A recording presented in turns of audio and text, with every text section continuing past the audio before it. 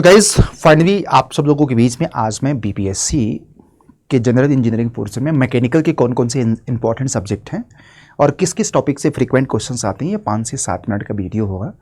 तो कोशिश यही कर रहा हूँ कि आप लोगों को बताने की 5 से 7 मिनट में आप बीपीएससी की तैयारी अपना ज़बरदस्त करो।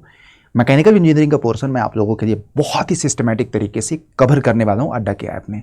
तो चलिए वीडियो की शुरुआत कर देते हैं। और ये ज़्यादा बड़ा वीडियो नहीं होगा, आप लोगों को ज़्यादा समय नहीं देना होगा। तो मैं आप सबसे गुजारिश करूंगा कि आप लोग ने इस वीडियो का एक एक सेकेंड जरूर देख लीजिएगा बेटा। This is the very very important for your preparations. और बीपीएससी का ये सेशन है आप सब लोगों के लिए, और इसको ज़रूर देख लेना मेरे भाई, ठीक है। शुरू किया जाए। और मुझे उम्मीद है कि बीपीएससी का ये सेशन काफ़ी हेल्प करेगा जनरल इंजीनियरिंग की दृष्टि से। तो ये देखिएगा आप लोगों को।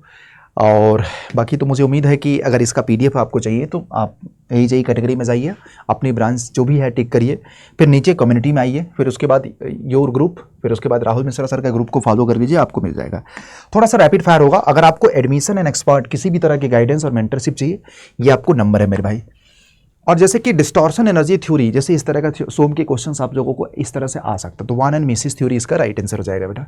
अब इसका कॉन्सेप्ट अगर आपको जानना है ना, तो मैं आपको बता दूं कि बहुत इंपॉर्टेंट है कि आपको अड्डा के ऐप में हमारे साथ जुड़ना पड़ेगा, क्योंकि रिसेंटली हमने बीपीएससी की बहुत ही भारत की एकमात्र कोचिंग जो सबसे एफोर्डेबल और बेहतरीन तरीके से आप लोगों की तैयारी करा रहा है। तो ये सारे कॉन्सेप्ट अगर आपको जानना है तो यहाँ पे स्टील में सिलिकॉन क्यों मिलाया जाता है, तो एक प्रकार का डीऑक्सीडाइजिंग एजेंट का काम करता है सिलिकॉन। तो यहाँ पे राइट आंसर क्या हो जाएगा, ऑप्शन नंबर डी हो जाएगा, ठीक है। और फिर उसके बाद मैं आपको बता दूं, जैसे यहाँ पे steel used for making the tool and machine material for heavy cutting, तो आपको हाई कार्बन स्टील हो जाएगा।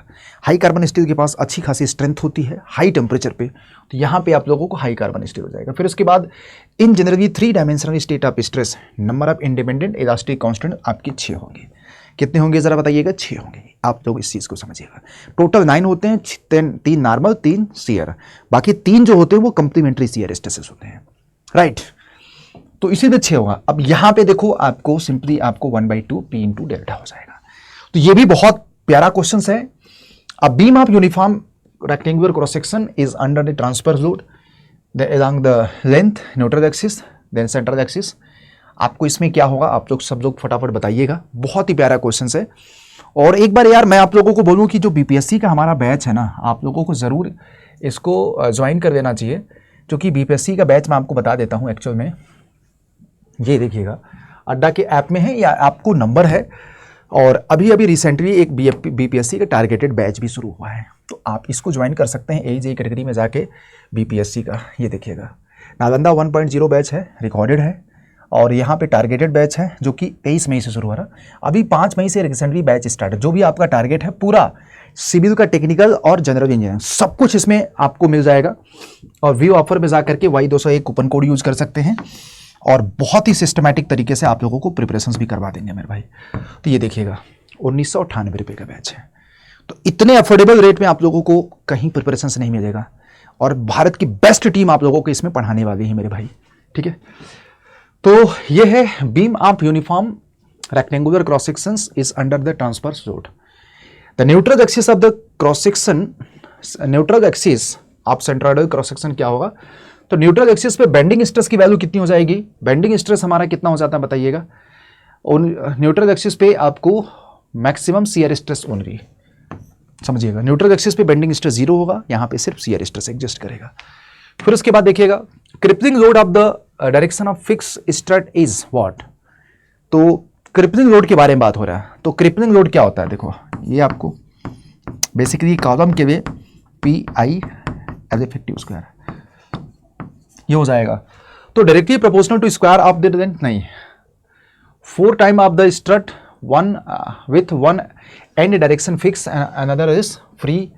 या आप लोगों को यहाँ पे सभी लोग बताइएगा 4 टाइम्स ऑफ द, देखो इसमें आप लोगों को करना कुछ नहीं है। जैसे आपको दोनों साइड में फिक्स हो गया, तो ये, और एक बार आपको फिक्स और दूसरा साइड में हिंज, ये।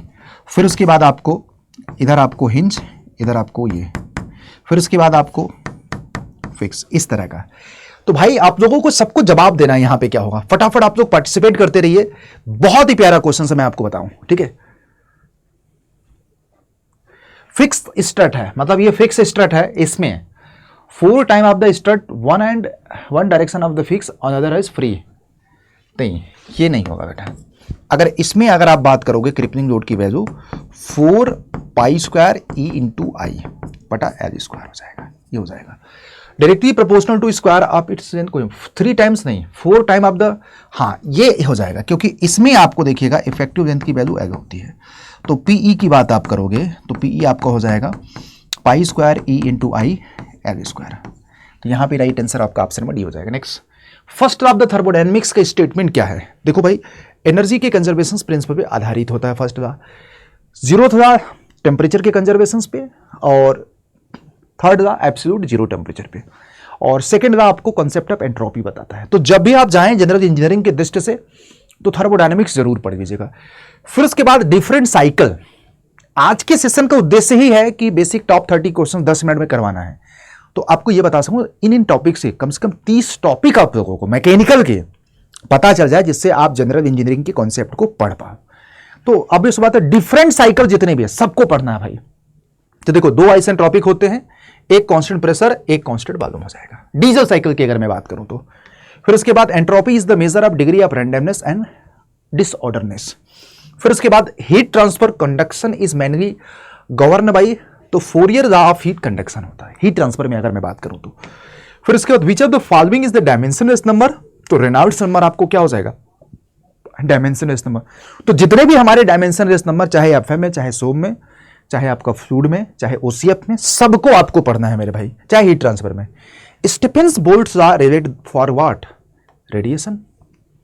स्टीफेंस का बोल्ट्स लॉ होता है वो रेडिएशन से रिलेटेड होता है, जिसमें ये बोला जाता है कि Q is directly proportional to sigma A into T के पावर 4, इस तरीके से, right.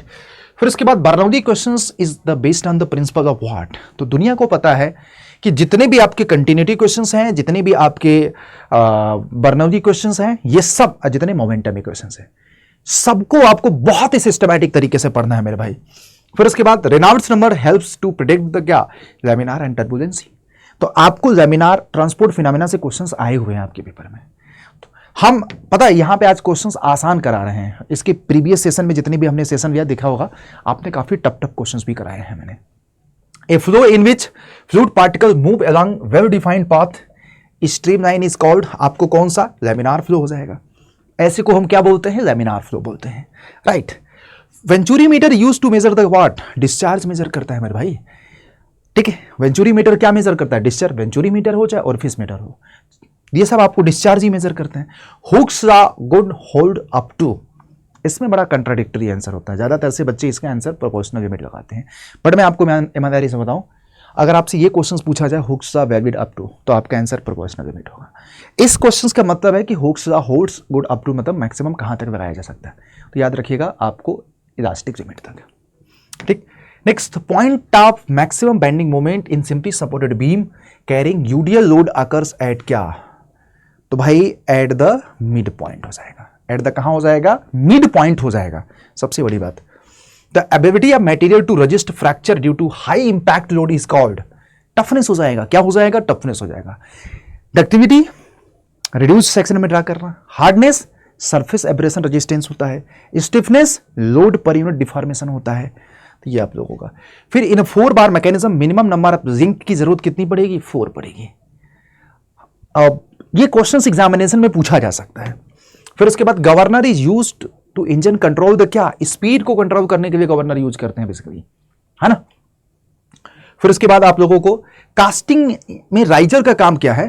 Compensate the shrinkage. Casting जब हम करते हैं तो राइजर का काम क्या होता है? श्रिंकेज को कंपनसेट करने के लिए, राइट। ये चीज याद रखिएगा, है ना। इसमें लोगो 2 बार आ गया,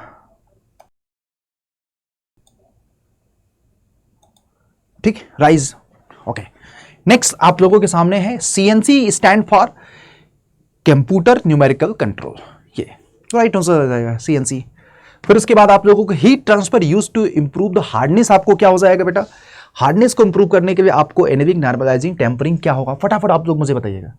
this is the important questions, और मैं इस क्वेश्चंस का जवाब कमेंट में चाहता हूं। सब लोग BPSC के जितने बच्चे, अगर सच में अगर आप ऐसे ही सीरीज चाहते हैं टॉप 30 क्वेश्चंस का, तो आप लोग इस क्वेश्चंस का आंसर कमेंट पे जरूर बताइएगा। मैं आप सबको बहुत ही सिस्टमैटिक तरीके से कम समय में इसी तरह के सेशन आप लोगों के लिए लेकर के आता रहूंगा, ठीक है। Non ferrous alloy is what? Non ferrous हमारा क्या हो जाएगा? नो आयरन, कोई मतलब नहीं है बेटा, ये नॉन फेरस है, बाकी सब ऐसे ही है। मटेरियल रेत, material that shows both strength and ductility, आपको क्या होगा? माइल्ड स्टील होगा, जिसमें स्ट्रेंथ और डक्टिविटी सब होगी। तो आप लोग मुझे बताइएगा जो होमवर्क में क्वेश्चंस दिया वो, और आपका 30 में कितना? सिविल वालों से स्पेशली मैं पूछूंगा, क्योंकि सिविल वालों का स्कोर अगर अच्छा होगा तो मेरे को बहुत खुशी होगा। और इसके कॉन्सेप्ट के लिए मैंने आपको पाथ भी बता दिया कैसे अपने कॉन्सेप्ट को मजबूत करना है मेरे भाई, ठीक है। तो जय हिंद, जय भारत, अपना ख्याल रखिए, अपनी पढ़ाई करिए, हम आप लोगों के साथ हैं हमेशा। बीपीएससी के लिए हमने हर चीज वो करना था वो मैंने कर दिया। अब एक नंबर भी मैं आपको बता रहा हूं, बीपीएससी को अगर आपको टारगेट करना तो ये नंबर आप लोगों के सामने है। फोन घुमाइए, जनरल इंजीनियरिंग से लेकर सिविल के सारे सब्जेक्ट आपको बहुत ही सिस्टमैटिक तरीके से पढ़ा दूंगा, ठीक है। तो आज के लिए बस इतना, अपना ख्याल रखिए, जय हिंद, जय भारत। चलिए मिलते हैं ब्रेक के बाद आप लोगों से, ठीक है, ओके। वीडियो अच्छा लगा तो और सेशन के लिए चैनल को सब्सक्राइब जरूर कर देना।